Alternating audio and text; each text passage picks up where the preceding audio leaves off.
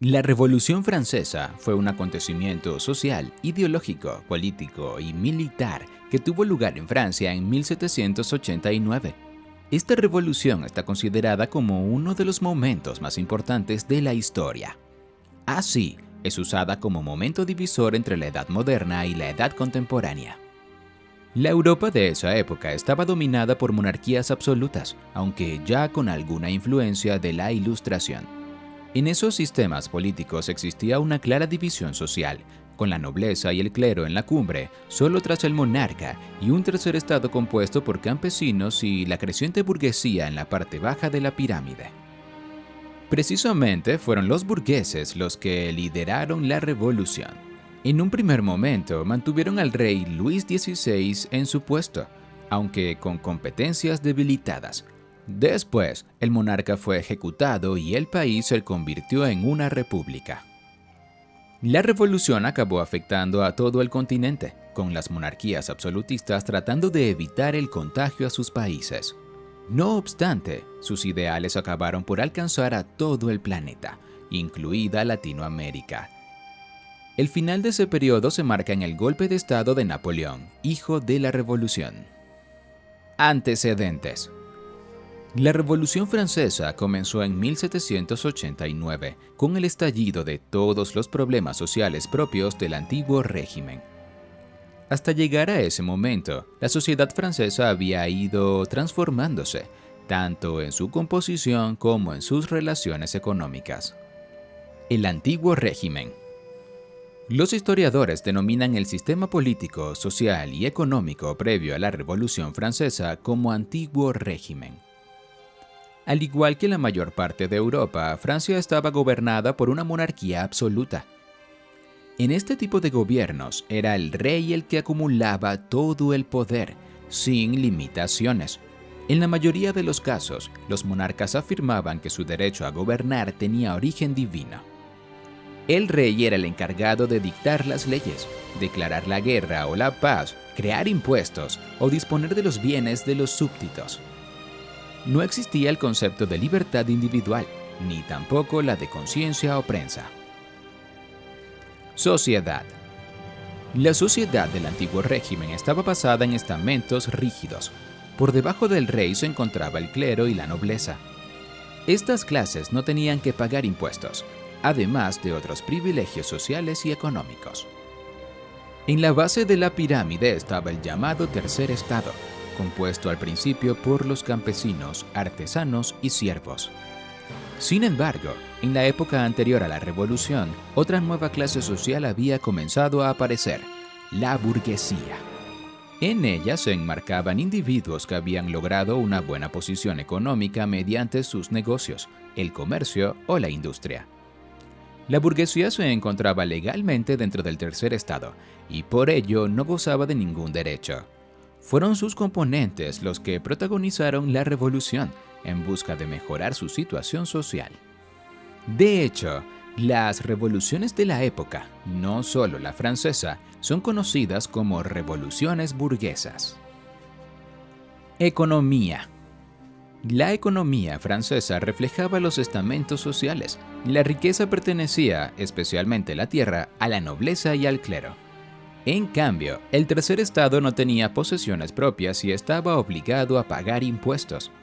La burguesía comenzó a cambiar esta situación, ya que abrieron negocios y empezaron a comerciar.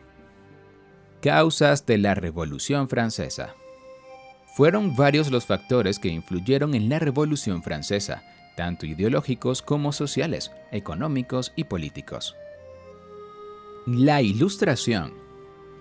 El siglo XVIII europeo estuvo marcado por la aparición de la Ilustración. Los autores de esta corriente eran filósofos, politólogos, científicos y economistas. Su labor, especialmente a partir de 1750, cambió el paradigma ideológico del continente y del mundo. Su principal aportación fue discutir la existencia de un derecho divino de los reyes. Los ilustrados colocaron a la razón por encima de cualquier fe y proclamaron aspectos como la igualdad de todos los seres humanos. Desajustes sociales. La evolución social de la Francia del siglo XVIII provocó que se produjeran desajustes en unas estructuras rígidas e incapaces de adaptarse a los nuevos tiempos. Uno de los factores más importantes fue la aparición de la burguesía. Su poder económico no se correspondía con el papel que podían jugar en la sociedad del antiguo régimen. Los burgueses comenzaron a cuestionarse el poder de la nobleza y del rey, así como los privilegios que estos mantenían.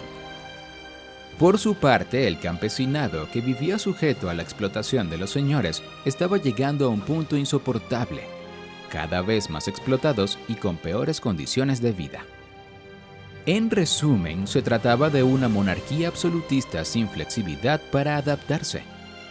Cuando a la fuerza trató de realizar algunas reformas, se encontró con una aristocracia aferrada a sus privilegios feudales que impedía cualquier pequeña reforma.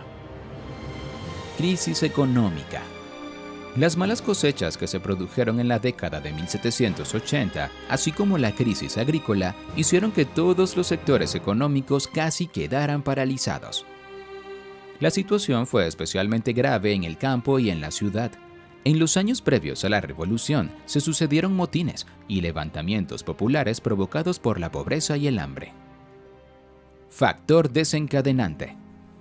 El motivo que desencadenó la Revolución Francesa fue la crisis política surgida tras el intento de Luis XVI de mejorar la espantosa situación financiera por la que pasaba el reino. La economía francesa era el principal problema durante los años previos a la Revolución. Los gastos producidos por sus enfrentamientos con Gran Bretaña, así como el despilfarro de la corte de Versalles, provocaron que fuera imprescindible tomar medidas urgentes. El responsable de las finanzas, Jacques Necker, propuso algunas medidas para equilibrar el presupuesto. El rechazo del clero y los nobles provocó su destitución. Charles Alexandre de Calonne, nuevo ministro de Finanzas, trató de poner en marcha una reforma fiscal. En la práctica, esta suponía que el clero y la nobleza perdieran sus privilegios en ese ámbito. Al igual que Necker, Calonne también fue destituido. El nuevo ministro, Loménie de Brienne, era totalmente contrario a las reformas. Sin embargo, al comprobar que las finanzas iban a colapsar, tuvo que recurrir al proyecto de Calonne. Nobles y clero volvieron a intervenir. En esta ocasión, negaron la legitimidad del monarca para eliminar sus privilegios y solicitaron la convocatoria de los Estados Generales. Etapas de la Revolución Francesa. Normalmente se distinguen dos grandes etapas durante la Revolución: la monárquica y la republicana. Estas, a su vez, están divididas según los sucesos más importantes. Estados Generales de 1789. Los Estados Generales eran una especie de cuerpo legislativo en el que estaban representados los tres estados: nobleza, clero y tercer estado. Aunque había tenido cierta importancia durante los siglos XIV y XV, no había vuelto a reunirse desde 1614. En esta asamblea participaban 1.200 diputados. De ellos, 300 pertenecían al clero, otros 300 a la nobleza y el resto, 600, al tercer estado. Luis XVI no tuvo más remedio que convocar una reunión de los Estados Generales. La fecha elegida fue a principios de mayo de 1789. Además, Loménie de Brienne presentó su dimisión. Para sustituirlo, el rey llamó de nuevo a Necker, quien había conseguido cierta popularidad entre la población. El tercer estado tomó la iniciativa y presentó algunas propuestas favorables al pueblo. Estas fueron desestimadas por el rey y la nobleza. Una de las más importantes era la petición de que el voto fuera por cabeza, ya que al ser mayoría el pueblo saldría beneficiado. En cambio, el clero y la nobleza acordaron que se mantuviera el voto por orden, que les favorecía a ellos. Ante esto, el tercer estado decidió desobedecer al rey y se reunió por su cuenta. Asamblea Nacional, 1789. Este nuevo organismo creado por el Tercer Estado recibió el nombre de Asamblea Nacional. Su fundación se produjo el 17 de junio de 1789 y los organizadores, a pesar de invitar a miembros del clero y de la aristocracia, dejó claras sus intenciones de seguir adelante incluso sin ellos. El rey trató de evitar las reuniones clausurando las salas donde se estaban reuniendo. Por esta causa, los participantes se trasladaron a un edificio cercano, donde la nobleza practicaba el juego de la pelota. En esa nueva ubicación, los asambleístas procedieron al llamado juramento del juego de la pelota. En esa declaración, realizada el 20 de junio, prometían no separarse hasta que Francia tuviera una nueva constitución. El bajo clero y 47 nobles se unieron a la asamblea. La monarquía respondió reuniendo grandes contingentes de tropas militares, mientras la asamblea empezó a recibir múltiples apoyos desde el propio París y otras ciudades francesas. En 9 de julio se proclamó Asamblea Nacional Constituyente. Asamblea Constituyente, 1789-1791. Luis XVI y su círculo más cercano, algunos nobles y su hermano el conde d'Artois, decidieron destituir a Necker como ministro. El pueblo consideró este hecho como una especie de autogolpe de la realeza y respondió rebelándose en las calles. El 14 de julio se produjo uno de los hechos más simbólicos de toda la Revolución Francesa. El pueblo, ante el temor de que las tropas del rey detuvieran a los asambleístas, asaltó y tomó la fortaleza de la Bastilla, uno de los símbolos de la monarquía. La revolución se extendió por todo el país y crearon nuevos ayuntamientos que solo reconocían a la Asamblea Constituyente. La violencia apareció en buena parte de Francia, especialmente dirigida contra la nobleza terrateniente. Esta rebelión agraria se conoce como el Gran Miedo. Por su parte, el rey tuvo que retroceder con sus tropas, mientras que Lafayette tomaba el mando de la Guardia Nacional y Jean-Sylvain Bailly era nombrado alcalde de París. El monarca regresó a la capital el 27 de julio y aceptó la escarapela tricolor, símbolo de la revolución. En cambio, algunos nobles escaparon del país y comenzaron a promover acciones militares en sus países de acogida. Fueron los llamados emigrados. Declaración de los Derechos del Hombre. La Asamblea comenzó su labor legislativa la noche del 4 de agosto. Entre las nuevas leyes se encontraban la supresión de las servidumbres personales, el feudalismo, la abolición de los diezmos y de la justicia señorial, así como la instauración de la igualdad en el pago de impuestos y en el acceso a cargos públicos. El 26 de agosto, la Asamblea promulgó la Declaración de los Derechos del Hombre y del Ciudadano. Luis XVI pretendió huir al extranjero, pero fue descubierto en Varens y luego detenido y encerrado en las Tulerias. La Asamblea Legislativa, 1791-1792.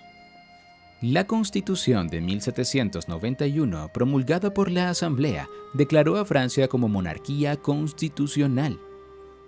El rey permanecía en su puesto, pero sus poderes habían sido reducidos y solo mantenía la posibilidad de veto y la potestad para elegir a los ministros. La Asamblea se inauguró el 1 de octubre de 1791. La distribución de sus componentes dio lugar a los conceptos de izquierda y derecha política, dependiendo dónde se sentaban los más progresistas y los más conservadores. Igualmente, fue el germen del nacimiento de los partidos políticos. Los diputados se reunían en los clubes, siendo el más conocido el de los jacobinos, liderado por Maximilien de Robespierre. Aún más a la izquierda estaban los cordeleros, que defendían el sufragio universal masculino y la instauración de una república. Sus líderes eran Marat y Danton. Entre los más moderados destacaban los girondinos, partidarios del sufragio censitario y de la monarquía constitucional. Entre ambos extremos había un gran número de parlamentarios, llamados el Llano. La Asamblea se puso al frente de la guerra contra los países absolutistas que pronto comenzaron a atacar a la Nueva Francia.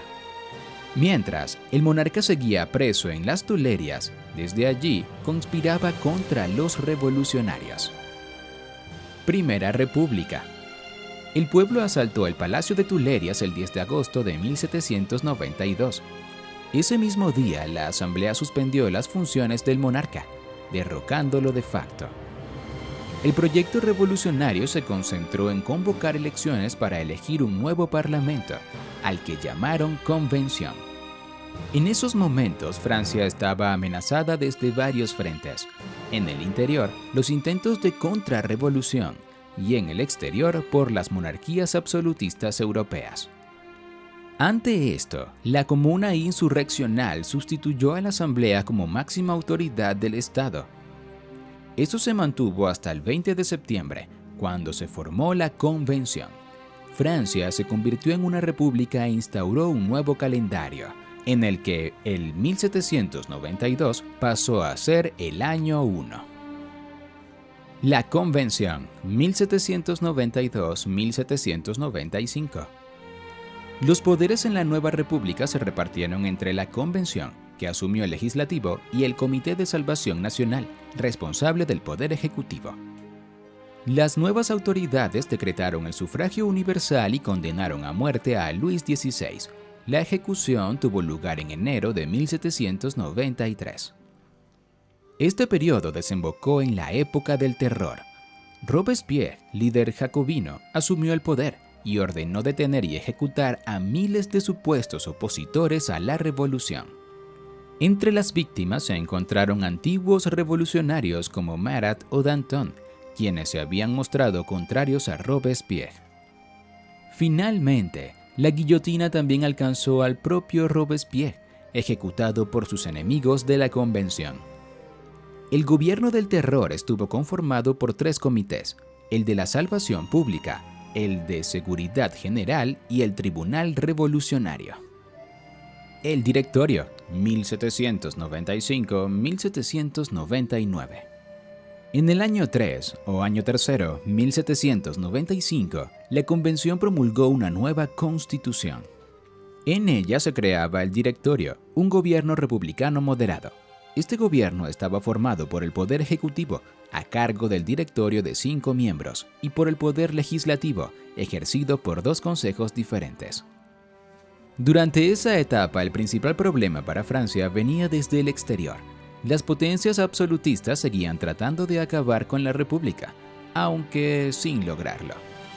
En estos conflictos, un nombre comenzó a hacerse muy popular en el país: Napoleón Bonaparte.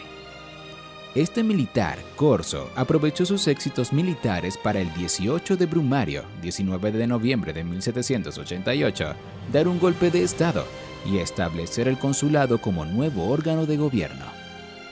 El consulado, 1799-1804. El 25 de diciembre de 1799, el consulado aprobó una nueva constitución.